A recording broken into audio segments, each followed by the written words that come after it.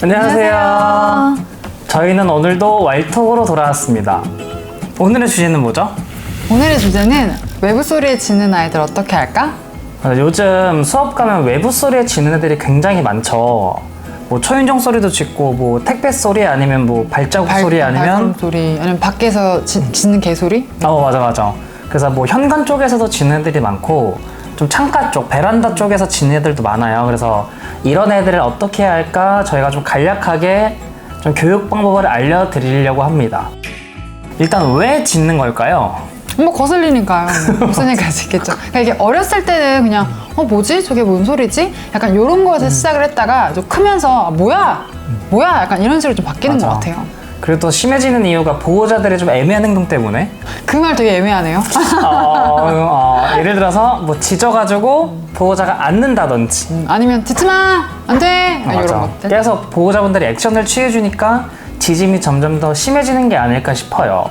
그래서 이게 외부 소리 짖는 게 정말 많은 교육 방법이 있긴 한데 저희가 좀 일반적으로 쓰는 방법을 좀 알려드리면 좋지 않을까 해서 대표님 먼저 말씀해 보실 수 있어요? 일단 외부 소리에 대해서 뭔가 훈육만 하고 뭐 안 돼! 하지 마! 이렇게 좀 훈육만 하시는 분들이 많은데 물론 짖을 때 제지를 해야 되긴 하지만 먼저 이행돼야 될 거는 교육을 먼저 하셔야 돼요. 그래서 예를 들어서 보호자분들이 평소에 놀아줄 때 이런 교육들을 하시면 좋은데 제가 몇 가지 좀 알려드려 볼게요. 평소에 집 안에 있는 뭐 방문이나 아니면 뭐 벽 아니면 뭐 바닥 이렇게 쾅쾅거리면서 간식을 주는 교육을 하시면 좋아요. 일반적으로 집 안에서 이런 소리를 내면 반응을 보이는 애가 있고 아니면 그냥 아무런 반응을 보이지 않는 애들도 있거든요. 그래서 일단 실내 둔감화부터 보호자분들이 교육을 해주셔야 되는데 만약에 보호자가 갑자기 소리를 냈는데 반응을 보이지 않는 애들은 현관 쪽이나 아니면 베란다 쪽 그쪽에 대해서만 소리를 내고 간식을 주면 되고 보호자가 평소에 뭐 식탁이나 방문을 두드렸을 때 반응을 보이는 애들은 똑똑거리고 간식을 주셔야 돼요. 똑똑 간식이네요. 똑똑 간식. 저희가 명칭을 정한 게 그래서 똑똑 간식이라고 하죠. 그래서 저도 약간 이렇게 비슷하긴 한데 저는 어떻게 나누냐면 얘가 소리 자체에 대해서 반응을 보이는지 아니면은 갑자기 예측할 수 없는 상황에서 들리는 소리에 반응을 하는지 체크를 먼저 해봐요. 그래서 대표님이 방금 말씀하신 것처럼 좀 똑똑 소리를 내는데 그거를 조금 데시벨도 다르게 하고 또 그다음에 좀 재질도 다른 거래요. 예를 들면 특히 철문이나 기계음에 애들이 조금 더 예민한 경우가 많아요. 그래서 방문도 해보고 나무도 해보고 뭐 문 딸깍 소리도 해보고 뭐 철문도 해보고 여러 가지를 해보고 이게 예측 가능한 상황에서 소리를 냈어도 반응이 하는 애들이 있고 자기가 알고 있는 상태에서 소리를 내면 크게 내도 반응을 안 하는 친구들이 있거든요. 그래서 만약에 얘가 원래는 짖는 애인데 그냥 눈앞에서 똑똑했는데 안 짖어요. 그럼 저는 그런 거 위주보다는 좀 예측할 수 없는 상황에서 랜덤의 소리들 있죠. 그러니까 아까 예를 들면 책 떨어뜨렸을 때 준다든지 그러니까 그렇게 랜덤 위주로 많이 가요. 그래서 예를 들면 아이가 뭐 자고 있거나 쉬고 있을 때 지나가면서 그냥 방문이든지 어딘지 쾅 치고 그냥 간식을 떨어뜨리는 거예요. 그게 어떻게 보면 이게 예측할 수 없는 상황에서 있다가 아유 깜짝아 이런 상황인 거잖아요. 근데 아유 깜짝아 웬 떡이야? 이런 식으로 계속 웬 떡이 많이 떨어져야 뭔가 깜짝 놀라는 상황에서 빵! 이렇게 반응을 안 하게 되거든요. 그래서 그런 것들을 좀 둔감화 시켜주기 위해서 일단 먼저 테스트를 해보고 방향성을 잡는 편이고 대표님이 이제 돌아다니면서 하는 걸 했다라고 하면 저는 창가 쪽이나 현관 쪽에서 오히려 그렇게 좀 많이 놀아주라고 말씀드리거든요. 왜냐면 강아지 입장에서는 현관에서 나는 소리들이 일반적으로 자기 기준에서 불쾌한 소리들이 많았을 거예요. 그래서 뭐 택배 오는 시간이나 퇴근 시간대에 그 문을 살짝 열어놓고 하면 소리를 막 듣고 있을 거예요, 강아지들이. 저희가 소리를 안 내도.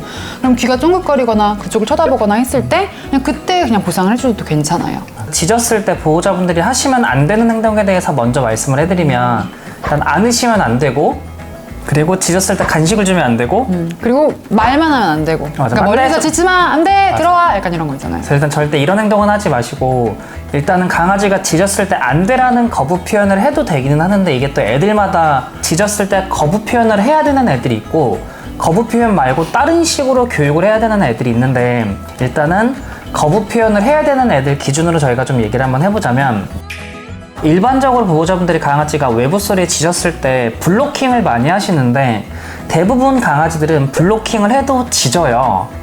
나와봐 이러면서 나와봐. 그래서 흥분이 진정이 되지 않고 오히려 더 흥분하고 그런 애들이 많기 때문에 블로킹을 정말 잘해야 돼요. 할 거면. 할 하실 거면. 그래서 일반적으로 막기를 하시면 되는데 보호자 이렇게 짖었어요. 근데 보호자 이렇게 막잖아요. 그러면 얘는 깨상 짖겠죠. 그때 보호자분 뒤로 가는 걸 무조건 막으셔야 돼요. 보호자가 막았는데도 짖으면 계속 안쪽으로 모셔야 돼요. 블로킹을 하실 때 어떻게 많이 하시는 걸 봤냐면 강아지가 이렇게 있고 사람이 이렇게 있어 블로킹을 할 때 강아지가 이렇게 오려고 하잖아요. 그럼 보호자님들이 뒤로 빠지면서 블로킹을 많이 맞아, 하세요. 맞아. 그러니까 강아지 길을 다 터주시면서 얘 앞만 막고 있는.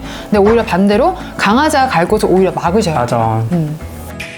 어떤 애들은 10초만 이렇게 좀 블로킹을 하면 조용해지는 애들이 있는 반면 어떤 애는 30초, 1분 동안 계속 짖어요. 그래서 보호자가 너무 진정이 안 된다고 판단이 드시면 좀 세게 밀쳐야 돼요. 터치가 될 수도 있고 살짝 밀치면서 해야 될 수도 있고 그렇게 되면 훨씬 더 포기가 조금 빠를 거고 결과적으로 보호자의 그 막기 행동에 대해서 강아지가 내가 좀 차분해져야 되네? 보호자가 좀 시야를 끼어드네?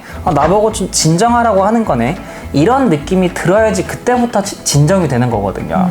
블로킹을 언제 해야 되나 이거의 기준을 세운 거는 얘가 창가 쪽이든 현관 쪽이든 자기가 나가가지고 주도적으로 짖을 때 있잖아요. 단타성으로 짖을 때가 아니라 와 이미 이렇게 막 짖을 때 있죠. 그럴 때 끼어들면서 블로킹을 할 때 느낌을 어떤 느낌으로 하셔야 되냐면 나와 네가 뭔데 까불어. 약간 맞아. 이런 식으로 좀 과감하게 조금 나와 이런 식으로 확확 해주셔야 애들이 좀 당황을 해요. 그래서 만약 블로킹을 해주실 거면 그렇게 조금 단호하게 해주시는 게 더 좋으세요. 맞아. 그래서 이게 블로킹을 애매하게 하면 애들이 짖음이 더 심해질 수밖에 없기 때문에 블로킹을 하시려면 좀 단호하게 확 하셔야 되는 거고 애매하게 할 바에 안 하시는 게 나아요. 그렇게 짖어서 블로킹에서 나왔잖아요. 그럼 애들이 당황해서 뒤로 나오잖아요. 근데 그럼에도 불구하고 그 불쾌한 소리들이 들리고 있을 거거든요. 그럼 얘가 뒤로 물러났다가도 막 또 이렇게 할 거예요. 저는 그때도 보상해줘요. 그러니까 블로킹에서 그냥 아예 끝나는 게 아니라 좀 진정이 되면 거기서 어떻게 보면 똑똑한 식을 좀 이어가는 거죠. 맞아. 이 교육을 계속 하시다가 저희 영상 많이 보신 분들은 하우스 교육 많이 하잖아요. 나중에 블로킹을 좀 하시고 똑똑한 식도 많이 하시고 그러면 강아지가 점점 외부 소리에 대해서 짖는 게 강도나 뭐 횟수가 좀 줄어들 거예요. 그때는 보호자분들이 하우스 교육을 하셔야 돼요. 그래서 반응을 보이면 하우스 해서 들어가면 간식을 주는 교육을 하시면 좋고 흥분을 너무 많이 했을 때 하우스를 하면 당연히 안 갈 거예요. 그래서 블로킹도 조금씩 하시고 똑똑한 식도 많이 하시고 그 다음에 조금 교육이 좀 완화가 되는 것 같으면 그때 하우스 교육을 응용하셔서 앞으로 나가서 짖으려고 할 때 하우스로 블로킹을 하면서 보내시면 가장 좋을 것 같아요. 그것까지 되면 진짜 고단수이실 것 같아요. 맞아요. 그래서 이 영상을 보시고 저희가 좀 많은 거를 알려드리고 싶은데 시간상 좀 대표적으로 몇 가지만 알려드렸어요. 괜히 시계 보는 척. 그래서 이것만 보호자분들이 좀 꾸준히 해주시고 뭐 하루 이틀 한다고 좋아지는 게 아니라 최소한 2주, 한 달은 해야 되기 때문에 포기하지 말고 천천히 해주세요. 그러면 꼭 좋은 결과가 있을 거라고 생각합니다.